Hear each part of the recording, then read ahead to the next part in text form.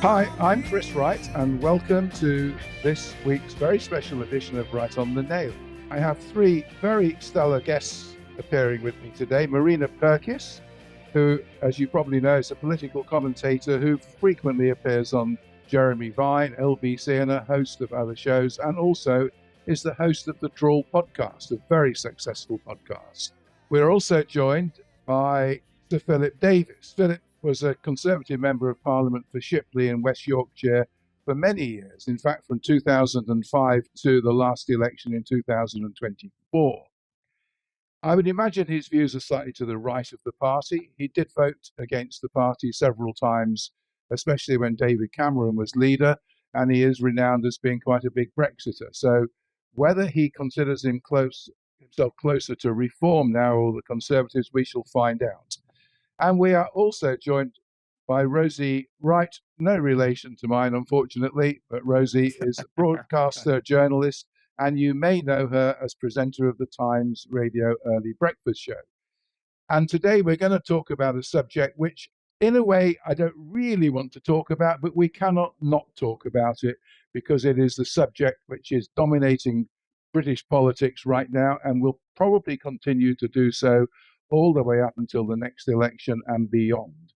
It's a subject we've talked about in the past from time to time, skirted over it, because frankly, my view has always been a few people coming in on small boats. It's not the end of the world. It's probably a drop in the ocean, should we say, compared to the number of legal migrants that come into England, people that we like to have here and that we've asked to be here, and also illegal immigrants that appear by other means.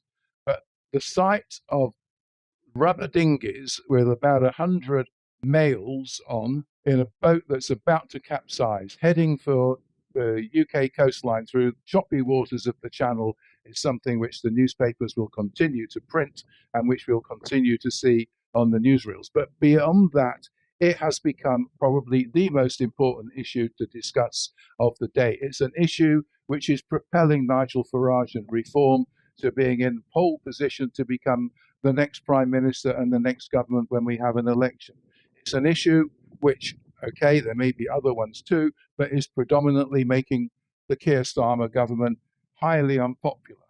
It's an issue that people see and feel that we are so unable to control, so useless in our ability to be able to do anything about it, that anyone that can come along and say, I can solve this problem, is going to get the ear of the public in a very big way. So this week, we had Nigel Farage come out with a major plan on how he would deal with illegal immigration, how he would stop the boats, and it has achieved quite a fair amount of credibility. However, it is beset with problems. And so I'm going to ask Philip to tell us exactly what Nigel Farage has proposed and whether, in your view, Philip, it will work. Yeah, thanks, Chris. Well, I mean, the key elements of what he's proposed are to come out of the European Convention of Human Rights, to scrap the Human Rights Act, but also involved in giving some financial inducements for people to leave the country, to give some financial inducements to countries to take people back. There's a carrot and stick approach. Some money for countries will take their citizens back, but also the threat of sanctions, perhaps, or end of overseas aid and things like that for countries who won't. So there's a raft of measures, and I think they've come up with a cost of £10 billion to do all of these things that they think will solve the problem. I think there's also a bit of a resurrection of the old Rwanda scheme as part of it as well, is what they're proposing. In terms of whether it'll work, I mean, the interesting thing is that actually, in many respects, it's very, very similar to the proposals that the Conservative Party have already come up with. They've published a proposed bill for how they would deal with this problem, and actually, what is actually striking is how similar they are in terms of what the Conservatives are proposing to do and what Reform are now proposing to do. But of course, the advantage that Nigel Farage has in terms of the public is that the Conservative Party has a lot less credibility with the public, because the public say, well, hold on a minute, you were in government when all of this was happening and you failed to deal with the problem. So why should we believe that you're going to do it? You had a chance and you blew it. And so it's very difficult for the Conservative Party at the moment to get through that lack of trust that the public have on an issue that the public largely associates with the previous Conservative government.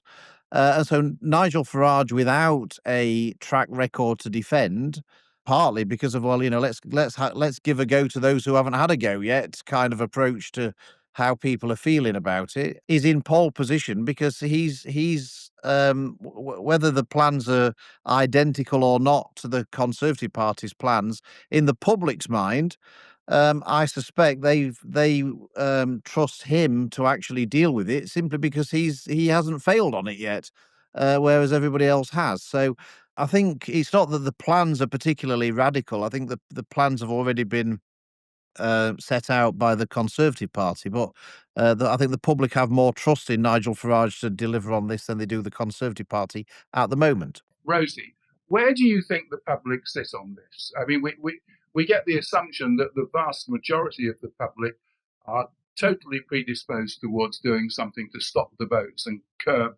illegal immigration and maybe even legal immigration too. Do you think that's the reality? I wouldn't say totally, but there has been, and we talk a lot about this, about the Overton window, about how the public's attitudes have changed. And if we thought back to the conversation about 5 years ago, I would have been nervous on air, even having a conversation about illegal migration, because I'd want to choose my words really carefully. That sort of sentiment seems to slightly have disappeared. If people talked about sending people back, I mean, people would be outraged to say, why is the conversation not about, the appalling situation that people are getting on boats, risking their lives, crossing the channel? That conversation seems to have completely disappeared. Instead, it's real frustration. People are angry, I think, by the perception of actually the public don't have the right idea of how many numbers of people are coming over. They think it's exaggerated more than actually the reality. But the sentiment has changed where it now has become more publicly acceptable to say out loud, actually, as a country, I feel like I pay my taxes for the NHS for education. And if I don't feel like I can have proper access to those services or what I need, why is it that we are giving sort of a free pass to people who've come here illegally? I spent time in Dover the other day speaking to residents there. They're clearly on the sort of front line of this. And they're saying, why am I having to pay for my transport? Why is it that someone who comes over the channel is able to get subsidized or even free eye appointments where I've got to kind of be up in the queue and wait? And so something has happened over the last 5 years where the empathy seems to have sort of been eroded and been replaced by anger. And that has then opened the door for politicians like Nigel Farage to seize on the moment. He has been utterly relentless over the summer with the number of press conferences that he's been hosting, and he gets the optics right. He stood in, what looks like a massive airport bunker with a list of departures saying, these are all the places we're going to send back to. And where before that would have been unpalatable, now you've got some people cheering and applauding the fact that they believe Nigel Farage is finally doing something about this. Well, that's the perception. Marina, do you think that the right-wing press are to blame for this, or do you think the right-wing press are simply picking up on what the general mood in the country is? Because there is resentment, because these people are coming over, and we can talk about where they're coming from and how desperate they are, and just economic migration in general. But the perception is they come over, they're put up in five-star hotels, they're given loads of free meals, they're given a mobile phone, they have doctor's appointments whenever they want them, and loads of cash to spend. They can even go down to the betting shop and have a bet if they want, something that Philip would probably appreciate. But are the right-wing press feeding the public with information which is stoking the fires, or is this what the public really believe? And in fact, is it really the reality? So I actually don't think it's just the right-wing press that are culpable. I think this stems even into other areas of our media landscape. And I don't think this is the media picking up on how the public feel. I think this is the media shaping how they feel. There is a reason why billionaire press barons own these papers at a loss. It's because what they can do is set the tone, they can set the conversation, set the public discourse, and everyone else follows suit.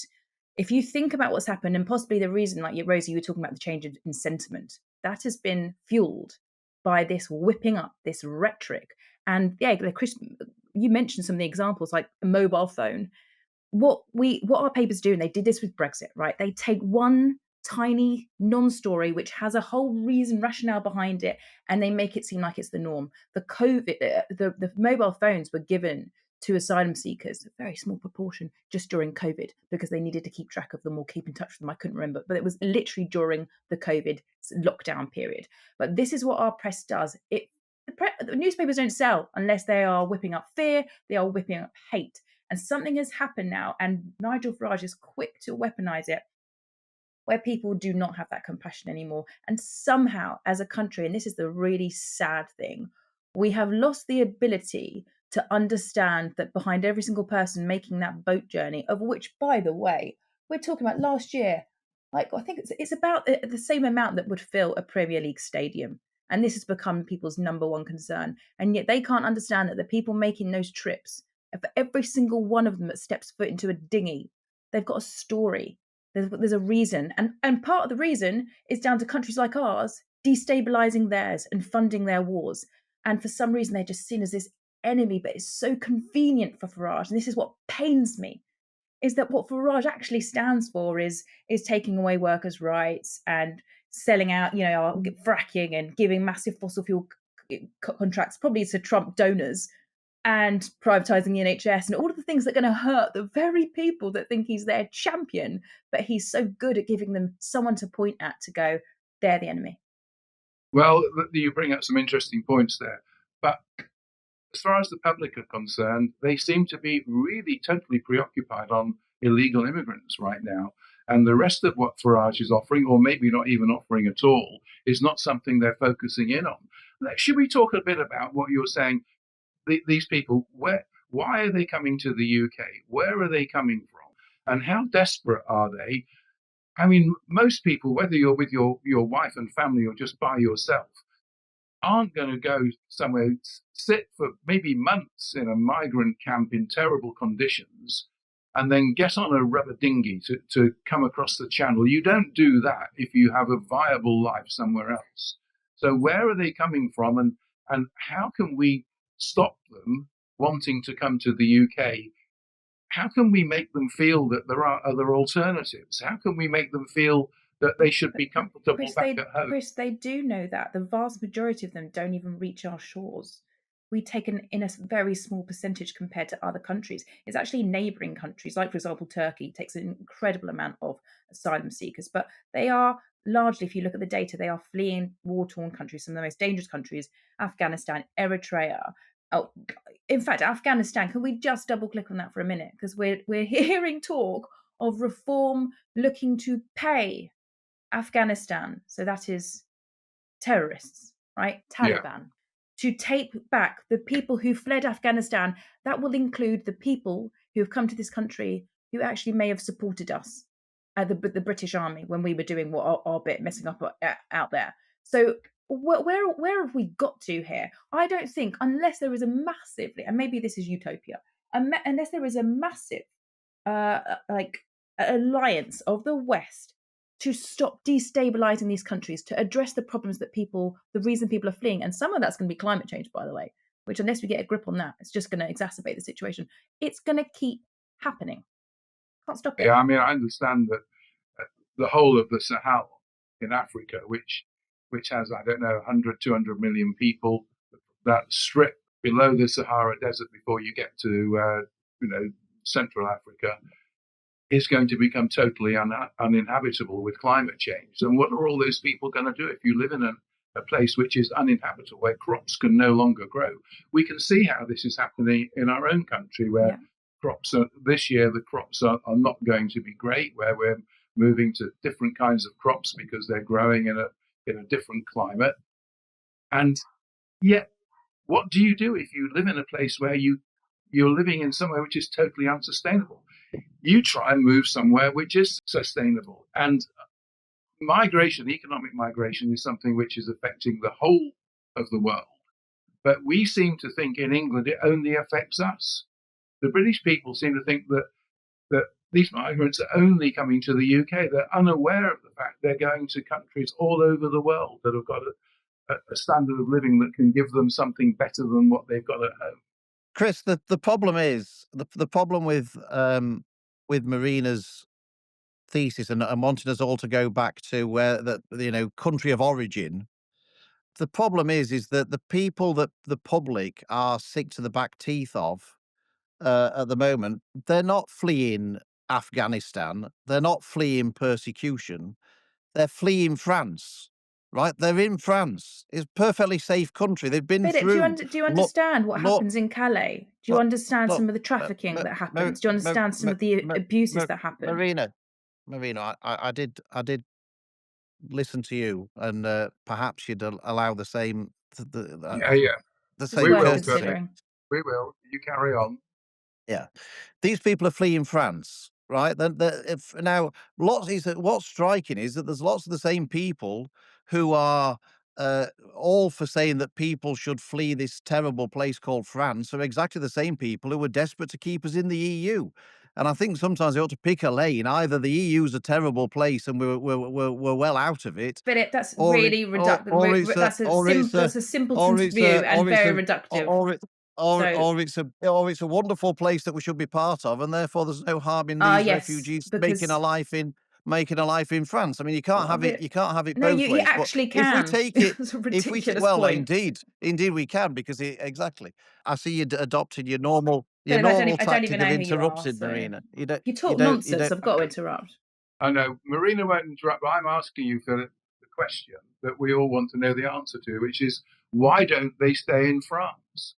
Well, I think that is an interest. I think there's a number of reasons why. I think from the public's point of view, and I don't know whether this is true or not, but the public are very much of the opinion that the reason they come into the UK is because they're getting free accommodation in a four-star hotel, they're getting benefits, they're getting all the rest of it that they wouldn't get if they stayed where they were. And I'm sure there is an element of that. And when journalists have been over to the camps and asked them why they're coming over to the UK, you often hear them say because you get this, that, and the other when you get to the UK. I suspect actually one of the biggest reasons why people want to come to the UK. I don't know this. This is my hypothesis. Is the English language? I mean, I do actually think that lots of these people who come to the UK have actually they want to work. I don't doubt that they want a better life, and I don't blame people for wanting a better life. Of course, that's perfectly understandable, and they want to work, and they speak English. They may not speak German or French or whatever, and therefore they feel it'll be easier to get a job in the UK because they speak English. I'm pretty sure the English language is a pull factor, and that's fine. But the fact remains that these people are illegal immigrants. And what the public's frustration is, and I share it because it's very difficult. If you go and knock on doors and somebody says to you, surely a sovereign nation must be able, as a basic thing, to be able to control its own borders and decide who can come into the country and who can't come into the country. I mean, the public understandably think that any sovereign nation should be able to do that. And what they really despair about is that a so-called sovereign nation seems completely incapable of stopping people coming into the country who it seems all parties agree don't want them to come into the country. Every single political party seems to be in agreement that they do not want these people coming into the UK. And yet, from the public's perspective, how is it that a sovereign nation can't stop them from coming when everybody's agreed we don't want them? And there is actually a political consensus here that we don't want these people coming into the country across all of the major parties. Nobody's saying, oh, actually, we should have a free for all and let them all come. Everybody's saying we're going to smash the gangs, we're going to stop the boats, we're going to do this now. All the parties have agreed of that. They just disagree about how best to go about it. But What they everyone's in agreement that these people should not be coming into the country. What they don't have is a system for how those people can come here without having to cross the channel, unless, let's say, you're from Hong Kong or from Ukraine. And I think we're leading towards a situation where this problem is going to be shuffled around Europe. We've got countries like, we are not unique here. We've got countries like Italy trying to sort out deportation arrangements with Albania so they can send failed asylum seekers there. We have other countries in Europe Denmark and Sweden that have taken different approaches without having to leave the ECHR, which has brought down their, if you call it problem or issue of illegal asylum significantly. I mean, if you turn up in Denmark, what would happen when you arrive is border police would take valuables off you to say, we will use the valuables that you brought, whether that's even jewelry or a wedding ring, to say that will contribute to the cost of what it's going to cost us as a country to look after you. And then if you fail your first hearing on asylum seeking, we won't give you any more money anymore. We'll just give you food. It's some of those more draconian policies that countries like Denmark and Sweden have put in place, which means, okay, the pull factors that we've been talking about before have been significantly reduced from Denmark. And so they say, okay, do you know what? Why would I go there? I'm going to move somewhere else. Unless there is a slightly more European drawn up strategy here, what's going to happen is countries who then put in the most significantly, who reduce the pull factors the most or increase the deterrence, are just going to push the problem elsewhere. I don't think it's going to these people are still going to want to flee the countries that they're in. And where they're going to go is still continent wide, a problem we haven't worked out the answer to. Marina, what would you feel? I mean, obviously, I think to this point about the English language is a major pull factor. It's much easier, but people speak English. They don't speak like Slovenian or Danish or something like that. So get to England and it's much easier to operate and get a job. But the perception of the public that they're living kind of like the high life in a hotel, and I'm sure it's not, but that is the perception. What would you feel if they were housed in converted army barracks or something like that? Because that might make the pull factor slightly less, but they would still be looked after well. But it wouldn't be looked after in a way that the general public are going to think, yippee, I wish that was me. Yes. So actually, I'm in agreement here. So long as it's humane conditions and they are treated well, like, not on some barge with bacteria or whatever disease flowing through it. I think the hotels was a terrible idea. Philip, I believe that was your party that was very, very happy to boast about the procurement of hotels.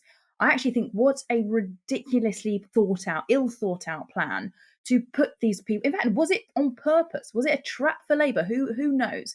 To put these hotels full of migrants dotted around into people's communities, completely wrong. Because also these people who, like you say, do want to work, not allowed to work. So what are they going to do all day? Of course, they're just going to be there lingering, and people are going to get really frustrated. And then the newspapers tell them what to believe and what have you. But I do agree we need to have humane ways of dealing with these people in a timely manner, fast tracking this process. Those people that cannot claim asylum here are happy for them to go, and those that can, process them quickly and let them work. And that we need people to work. We need people to do the jobs that Brits won't do. Let them work. Let them integrate into society. But all of this, we're never going to have it because Brits have decided, so many Brits, because of this poison, have decided that they don't want them here without even a care for who they are and what they're trying to achieve and what they've been through. In terms of jobs, I mean, again, another perception is that you get straight off the boat and then you're working for Deliveroo, driving a motorbike, delivering food. Is there any credence to that at all, that people do get jobs pretty quickly? Yeah, I think people are getting jobs. It's something the Home Office are trying to clamp down on because they see that again as another one of those pull factors that brings people over here. And I think that has added to the public sentiment that they're frustrated about it. I think the reality is the system as it is right now is not working at all. You've got people coming over. The length of time, there's 32,000 people in asylum hotels right now. And I wonder actually if this ruling in the Epping hotel, which means the 138 migrants who are there, unless the government win on appeal, will have to be moved elsewhere. I wonder if that's actually done a favour for Keir Starmer, because for his political survival, I think he has to solve this issue. Now, the Labour government had said by the end of this government, so 2029, unless elections called by then, they would stop using asylum hotels because they've realised the optics are terrible. The amount of money they're spending is astronomical. And the system shouldn't be so long for people to have their asylum case heard. That's why you've got people. He shouldn't be there sitting for a year waiting for a decision or going after appeal after appeal after appeal. So I think this hotel decision has forced the government to say we've got to speed up the process significantly. If we can't let them stay in hotels, we're going to have to find alternative accommodation, that's also going to look unpalatable. So they've now announced that they're going to put in place, over the weekend, Yvette Cooper said, we're going to have a faster system to deal with it. Let's see and hold our breath if that works. They're putting up posters in France, and I think that's going to have very limited impact. But it's forced the issue significantly that Keir Starmer will have to take some kind of more radical action than he is now, which you would hope is going to be a more humane, more efficient system, the other end of it. And if Nigel Farage has forced him to do that before the end of the next general election, Nigel Farage might have just given Keir Starmer a bit of a political win.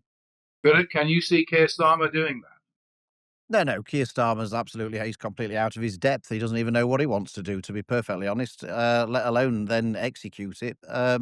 So no, I mean, the thing is, I mean, look, the speeding up the process for dealing with asylum claims isn't going to make a blind bit of difference. In fact, if anything, that'll make it more of a pull factor, because the government find it so difficult to deport anybody who doesn't even have the right to be here, even if they've gone through the process. I mean, the thing is that one of the most stupid things Keir Starmer did in a strong field is to scrap the Rwanda scheme on day one. Because the thing is that when somebody comes across in a dinghy and they destroy all of their documentation en route, and you've therefore no idea what country they originate from, and you then decide that this person has no reason to be here and you want to deport them, where do you deport them to? You can't deport them to the country of origin because you don't know what the country of origin is, and no country will take them back because they don't even know that they're one of their citizens. You therefore have to send them to a third country. The only way of deporting them out of the country is to send them to a third country, because if you can't send them back to their country of origin, which is unknown, you've got nowhere else to send them to. I mean, some And will so be that sent was back the to most France in the new one. No one has actually well. gone back yet. But if the system works, let's wait and see. Their government say it should be in effect in a matter of weeks, and they've detained already 100 people. They do have an arrangement in place with France to try and facilitate the deportation of people to a country which would then be deemed safe. The other challenge in the backdrop to all of this is the absolute financial economic turmoil embroiling France, which means we have a vote of no confidence in the French government in the next, I think, 10 days or so. If we have a complete change of government in France and the government changes stripe, that potentially endangers the one and out scheme. That is potentially unlikely. The biggest thing that is going to cause a headache for the Prime Minister is he has been hoping and waiting that one part of the jigsaw puzzle of how to solve this problem is changing the interpretation of the law in France so that border force officials can, when the boats are in the water, stop the boats leaving. We saw once that example of French border police using knives to slash the boats, and I think people thought, all right, we're onto something now. But no, that's been politically really contentious in France because the police are nervous. Well, we don't want to intervene and then someone lose their life and we be responsible.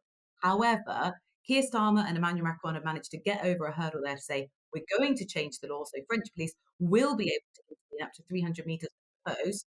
Now, the fact that a vote of no confidence be called in the French government, that change, that key change that the Prime Minister wants to see enforced, which could have a material impact on those crossing the Channel, that little law change has sort of slightly got lost and significantly fallen down the list of political priorities in France because they're trying to stave off at the very worst situation, an IMF bailout because the economy is in such a bad position. So there are so many different pieces that they're trying all at the same time to plug this, and yet they sort of make progress in one place and something pulls literally the rug from underneath them. Can I just add to something that Philip said there? So about the Rwanda plan, I'm frankly shocked that you would even bring that up, because if I were in the party that came up with that and spent that much money on that failed idea, I would be ashamed and embarrassed. That was never going to work. It was never going to be a deterrent. We saw that it wasn't a deterrent when it was coming down the tracks. We knew that it was reciprocal. So for everyone that we sent out, we would have to take someone from Rwanda. The costs were going to be unsustainable. No, which bit of that's rubbish, Philip? That's rubbish. Which bit of that is? It was. We didn't have a one in, one out agreement. It is reciprocal. If you don't know the details of your own deal, then that's quite unfortunate. Marina. There's the Dublin Returns Agreement where we could actually send people back, and guess what? That got ditched because of your Brexit. Okay, Philip, was there not a one in, one out with Rwanda? No, there was not a one. I mean, I'll find it for you. Marina's made a sort of a career out of talking absolute rubbish as stridently as possible. Okay. And good luck to her. Good And, luck and to a her. good career she's made And out. yeah, She's and made good luck out to her. a good Good luck career to her for for doing so. She's spectacularly failed ever to be elected by anybody I've to not say what she has to stood think. Philip. But I mean, well, I'm so confident of good, your own go failure. for You it. bet on it. Go for it, Marina. Why don't you go for it and see how far you get? You know, if your views are so popular, I'm sure you'd win by a Give landslide. it time, Philip. But I'm a fraction of your age. Okay. good. Maybe Marina will, Philip, but you're telling us that Rwanda was not one There in, was one out. not a one in, one out agreement with Rwanda, and so that's just absolute rubbish. And actually, the deal with France is not a one in, one out. It's more of a one out, one in. So it means basically that every time we send somebody out of the UK, that France will send somebody back again. So I mean, it doesn't actually reduce the numbers at all. To be perfectly honest, it's a complete sham. Philip, could you Yeah, but define? it's not there necessarily to reduce the numbers in that respect. It's there to tell people if you come here illegally on a boat, there's a chance you're going to be kicked out. There's the smallest ever chance that you'll be kicked out and someone else will be coming in Philip, could instead. So you that Rosie. Philip, could you define what the Conservative Party policy is on this? Because the perception is that on the right, a sort of vacuum was left open, which left room for Nigel Farage to come in with much more bullish and much more bullishly delivered policies that have captured attention in a way that they wouldn't have done previously. I mean, for example, Nigel Farage says we're leaving the ECHR. When you ask the Conservative Party or Kemi Babe Knockett, or we're considering if we're going to do that or not, we'll let you know at party conference. And by that time, the Conservative argument to say, oh, reform have copied us has sort of slightly fallen to the wayside. And it's going to look, I think, whenever you come up with this more complete policy, that the Conservatives have copied reform. Well, I should make clear, Rosie. I'm not here as a spokesman for the Conservative Party. They can speak up for speak up for themselves. I spent 19 years in Parliament as a Conservative MP and never felt myself as a spokesman for the Conservative Party. So I'm certainly not going to start now as one. But look, the things that are similar. I think that the key element, I think, of both the Reform Plan and the Conservative Party plan, and it is about the Human Rights Act. The ECHR, in many respects, is a bit of a sideshow because, of course, the European Court of Human Rights doesn't actually have any particular power to force countries to implement their decisions. So a prime example of that is when the European Court of Human Rights ruled that prisoners should get the vote and the government should do something about it. The successive governments, first of all the Labour government and then the Conservative government, just completely ignored that decision because it was unpalatable. And so the European Court of Human Rights doesn't actually have the ability to enforce a decision. It's always relied on the fact that the UK would do, but it doesn't have to. And it can ignore decisions. The key bit is getting rid of the Human Rights Act, because, of course, that enshrines the convention into UK law. And that's the bit that's causing the successive governments problems, is that basically appeals are being won based on the Human Rights Act, the things like right to a family life and things like that. You're never going to solve this problem unless you actually stop the Human Rights Act. You've got to repeal the Human Rights Act to have any chance at all. And that's really what scuppered the last government with its Rwanda plan. It was the Human Rights Act that was the problem, and the only solution is to repeal it. And Reform have said You that don't they see will any repeal. danger of that. You don't see any No, I don't. danger. No. No, I don't. The idea that we had no human rights in the UK before 1998 is absolutely idiotic, to be perfectly honest. I mean, this country's rights are enshrined in Magna Carta, the Bill of Rights, case law, common law. Our rights, we had greater rights in this country before 1998 than virtually any other country in the world. So the idea that we didn't have any rights in the UK until the human rights miraculously came in But do you not is see idiotic even by most left-wing do you not standards. see the direction of travel? So, for example, if you look across the Atlantic to what's going on in the US and the massive breach of human rights that's happening there, people just being like bundled off the street, imprisoned without due trial, right? And you can see Farage is Trump's little fanboy. Now, do you not think it's worth us having our rights enshrined in something that is respected and recognised globally? Marina, we do have we always had our rights enshrined. Did you think that people could just be bundled off the streets before 1998? This is Is that right? Is that what, is that your assertion? No, the Are you convention. saying that before 1998 in the UK, people were able to be just bundled off the streets willy-nilly? I mean, that's just, I mean, No, even by your standards, that's an idiotic no. thing to say.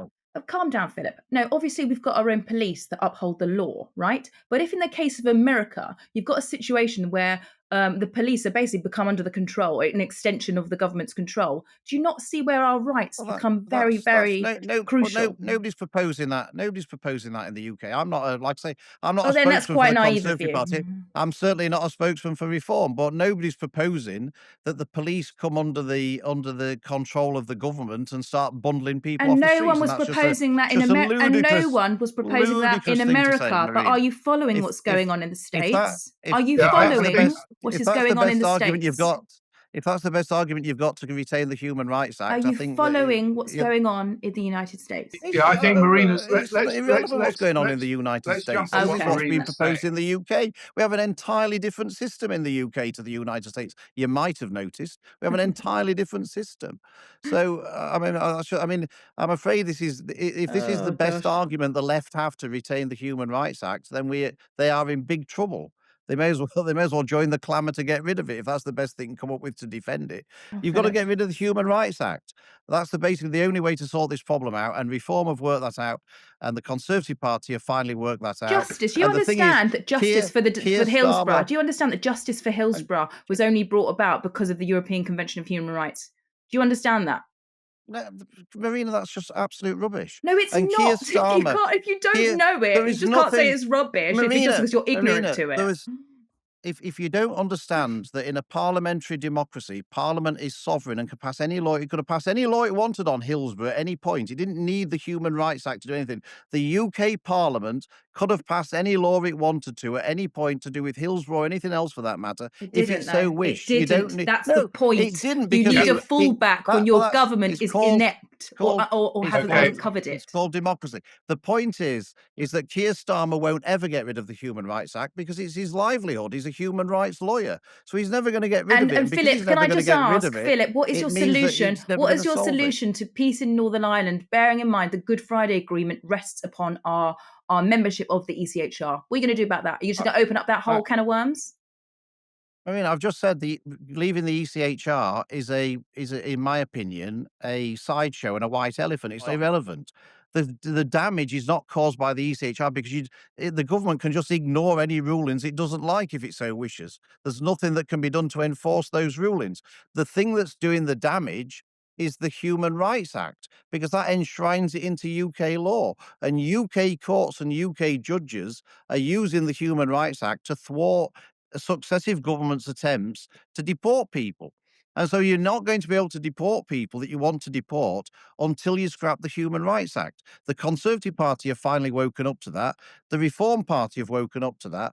Unfortunately, Labour never will do, because they're a hostage to human rights because of the Attorney General and the Prime Minister's background, and therefore they'll never solve this problem. I mean, Lord Blunkett, for example, the former Home Secretary, has said the Prime Minister's failed to get a grip on the issue. And it might be not that we leave the ECHR, the Human Rights Act, but it might be necessary to reform Article 8 or to press pause while they take the issue on it. I think it's not completely accurate to say that Labour figures aren't considering this. I think some are. I do appreciate it's going to be very challenging for a Prime Minister who's built his career before becoming a politician on enacting human rights. That's definitely going to be sort of politically quite unpopular and very challenging. And I don't think it's sort of the major sentiment of the way the Labour Party are going, but it's not to say they're not considering taking action there. No, you're right, Rosie. There are Labour MPs. I mean, there are some Labour MPs who have asked for the Rwanda scheme to be reintroduced as well. They are. But what my point is that Keir Starmer is never going to do anything about the Human Rights Act, because he's a devotee of the Human Rights Act, and his entire career has been built on it. Like I said, Denmark, Sweden, they've managed to get a control of this without enacting sort of major changes to any legal architecture. They've just put in more draconian policies within the bounds of the law. Obviously, we are in a different situation because we're an island, and it does come back to, I think, the frustration we started talking about, to say, why is it that we can't control our borders? That is a question, I think, that is very difficult for politicians to answer, which ultimately did start. I mean, boat crossing started, 2018? And 2 years later, 2020, we started seeing the numbers coming up. That was the entire crisis really is being overseen by the Conservative Party, which is why you say, the Conservatives have lost credibility in how they plan to deal with it. Yeah, I think we never thought that people would come over the channel in boats to the extent that they are doing. We thought maybe it's something you do in the Mediterranean from one island to another, or from a shorter space of sea or something, but we didn't think it would In happen. But 2018, it was 800 people, and then yeah, 2 years later, we're in the numbers of thousands. And it's because the Conservatives did manage to pretty successfully stop people coming over on the backs of lorries or underneath lorries. And we had those absolutely yeah, tragic examples of, lorries turning up with 38 dead people in them. So, in fact, actually, they didn't really stop the problem. They just shifted it elsewhere to a strategy which is much harder to solve. A lorry is much yeah. easier to monitor, which is going to have to come through some kind of port, than obviously Mm. people just getting out of Calais onto Graveling's Beach and off they go. Well, maybe if you stop the boats, they'll find another way. But Marina brought up the subject of America. Now, we know in America what's happened in terms of the way the Trump administration operates. We also know that in America, unlike in the UK, you have a constitution which has a system of checks and balances between the executive, the legislature, and the judiciary. But it's not stopping Donald Trump doing whatever he wants to do. And we've seen what he's done in a lot of different areas, especially with immigration, where he has completely stopped illegal immigration and is well down the road to getting rid of people that have been in America for quite some time. Now, a lot of what Donald Trump has done is in the platform that Nigel Farage came out with. But in terms of a parliamentary democracy, if you have a situation where Nigel Farage and Reform have a majority in Parliament and a clear, big majority in Parliament, we don't have the same checks and balances. Parliament, as you say, Philip, is sovereign. Parliament decides and everybody goes along with it. Can you see a situation where Nigel Farage wins the next election with a big majority, and he might even be taking his instructions from Donald Trump, and with no checks and balances, with no ECHR or whatever, that Nigel Farage can just ride roughshod over every single form of human rights? The thing is, Chris, what we do have is a democracy. And so my advice to Nigel Farage, not that he'd want to listen to me, but if I was to give Nigel Farage one piece of advice, I'm sure there'll be lots of people in the run up to the next election who will be telling Nigel Farage not to put too much in your manifesto, don't scare the horses, and all this kind of thing. My advice to Nigel Farage would be to do the exact opposite. I would put as much in his manifesto as possible, because the biggest threat to Nigel Farage's legislative agenda would probably be through the House of Lords.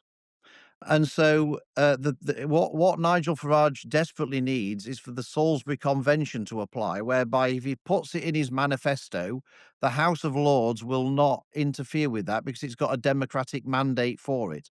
And so that's the key for Nigel Farage if he wants to impose draconian measures, is to actually put them in his manifesto as expressly clearly as possible. I'm pretty sure they would be popular with the majority of the public in the UK. And by doing that, he could thwart the one place which will probably be his biggest nightmare, which would be the House of Lords for that legislative change. That would be my advice to him if he were to ever seek it. I think the reality is, though, they are really ahead in the polls right now, but that's because an election is a very far distant future. We think for now, 2029 maybe, could be before. Nigel Farage, I think, is hoping it would be before.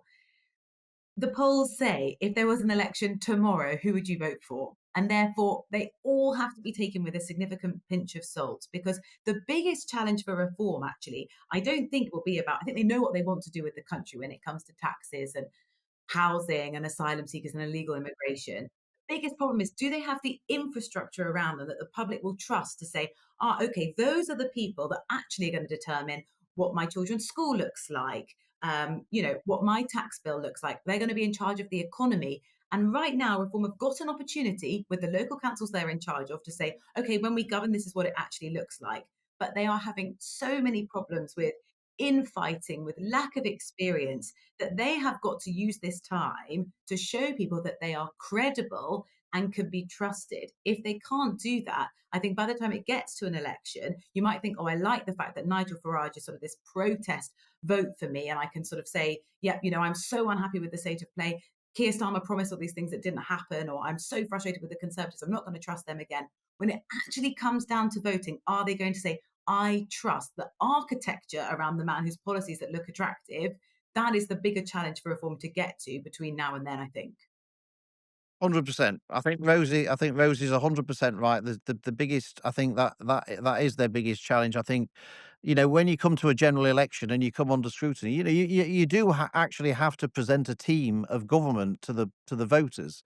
You do. People are actually interested to know who's going to be the Chancellor of the Exchequer and who's going to be the Home Secretary and who's going to be the Education Secretary and who's going to be the Health Secretary. They've only got 4 MPs. I mean, it's very difficult for them to put together before an election and present a team of for government. That is going to be their difficulty. The advantage they've got on the other side is that it depends. I mean, I would, my wager would be that Labour are not going to sort out the boats problem. They're just not. They just haven't got it in them to pass the measures that are going to be required to do it. So this problem is still going to be going on. It may well be even worse by then.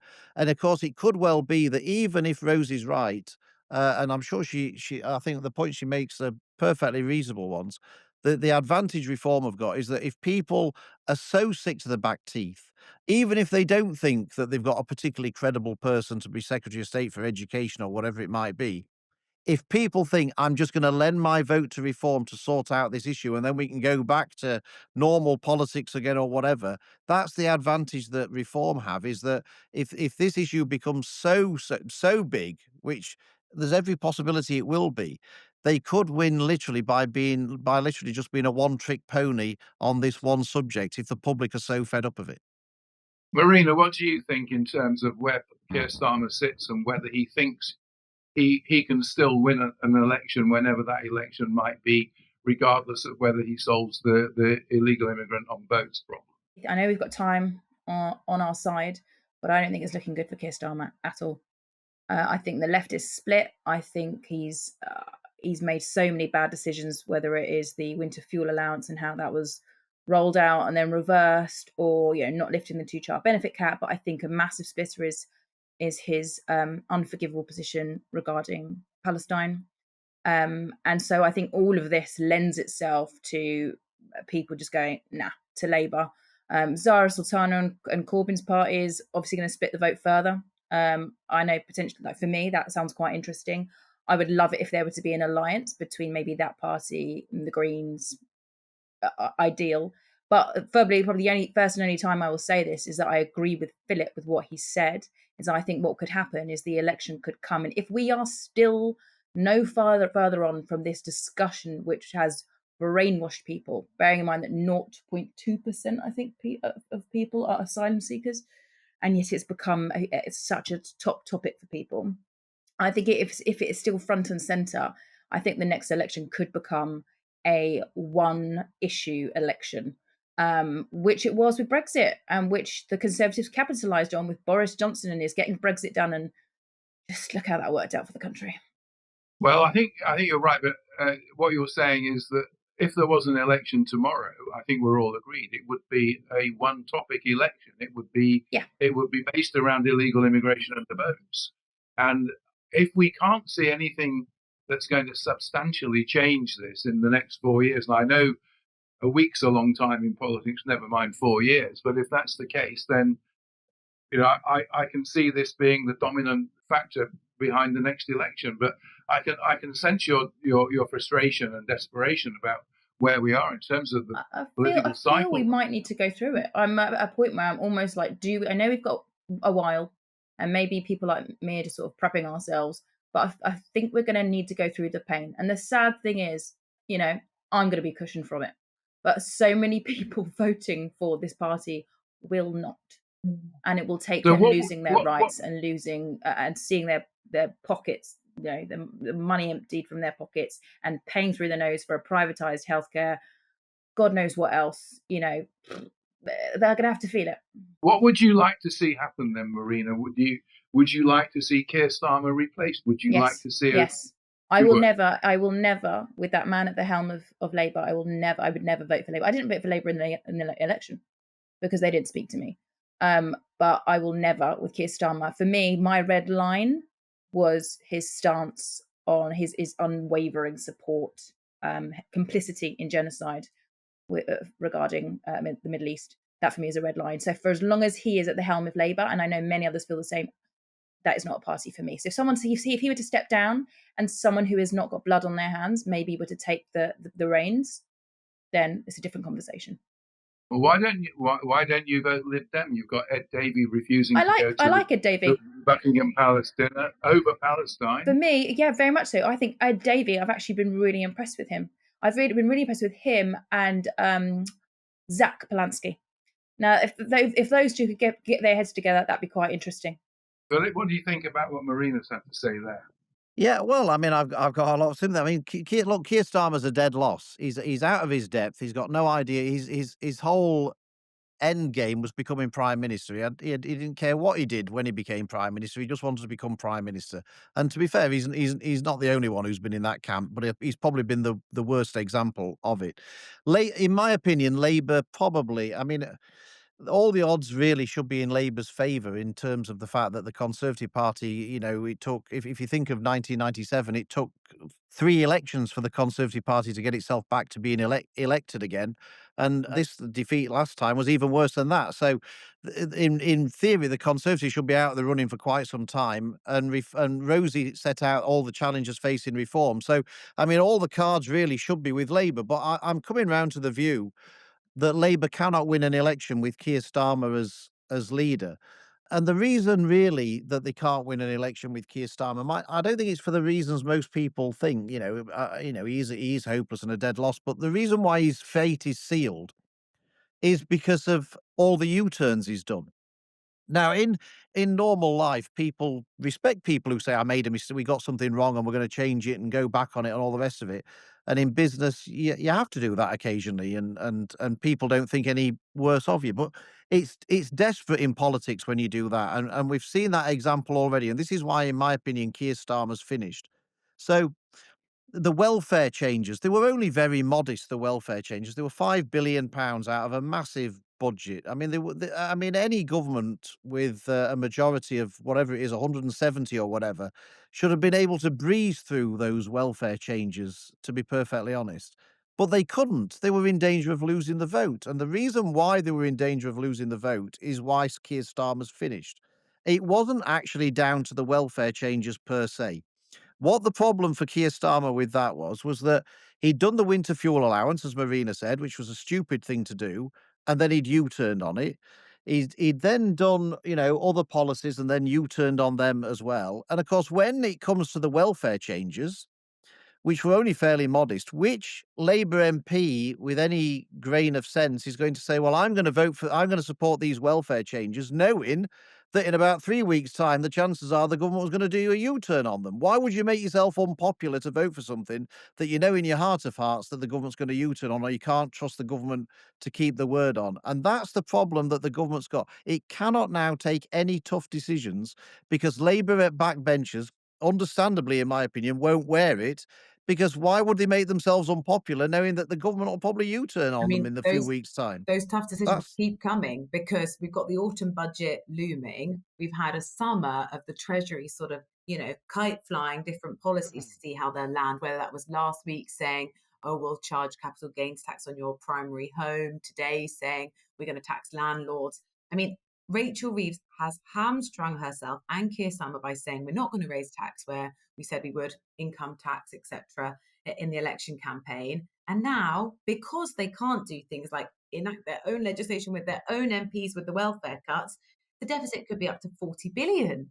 So what options they've got, or where Rachel Reeves is going to try and claw back some of that money because she can't convince her own party that they need to spend less, and she's going to have to somehow tell the public will I tax you more? So the road gets a lot rougher for Labour before it gets easier, if it does ever get easier. Yeah.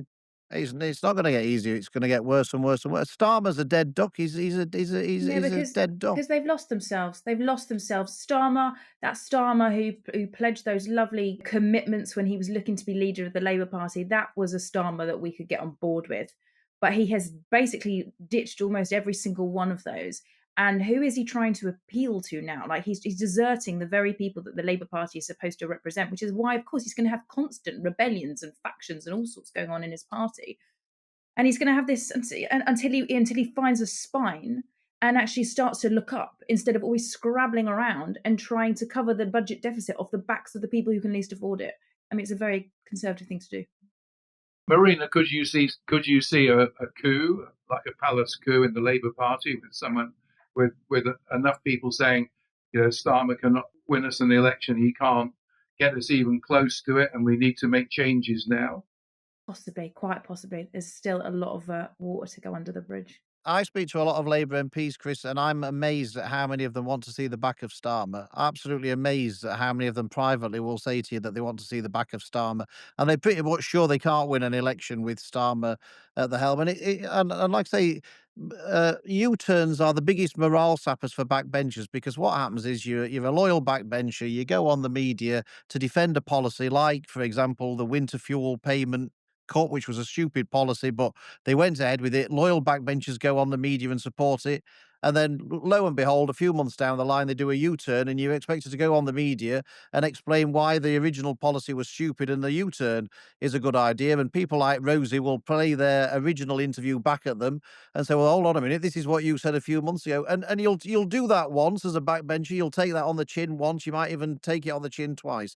But when you start getting to a third one and a fourth one, you'll just say, actually, do you know what? I'm not going to put myself in this position again, and I'm just going to say to the whips, I'm not going to vote for it. And that's the situation that Starmer's got in. He's got backbenchers now who don't trust him to deliver on what he's saying and keep to his word and stick to his guns. And so they just say, well, I'm not going to support it in the first place. And you've now, in effect, therefore, got anarchy on the backbenchers of the Labour Party. And if Starmer thinks he can keep going with that for another 4 years and take tough decisions, which everyone agrees he's going to have to do, there's no chance. They're just not going to wear it.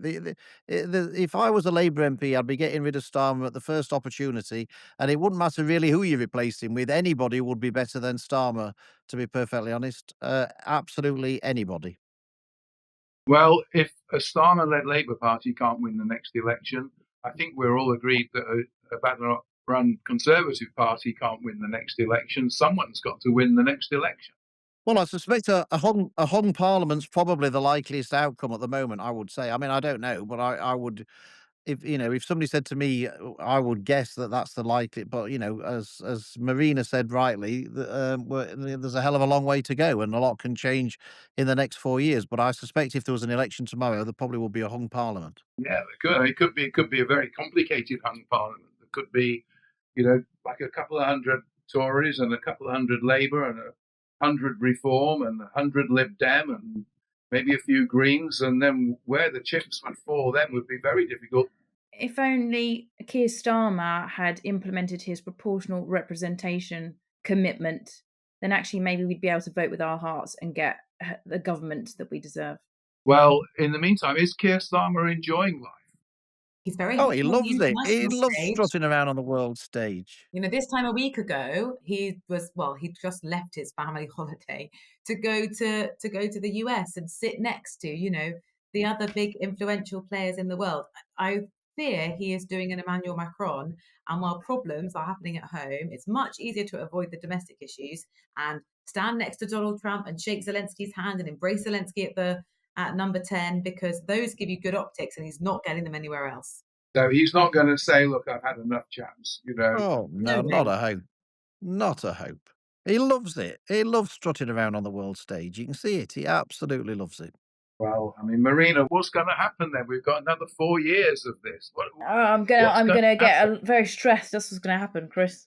I think a lot of us are gonna get very stressed trying to communicate with people that can only see one issue and are going to vote against their interests again. I think it's going to be a very tricky period. Can I just add one thing, because I think it's really important to fact check?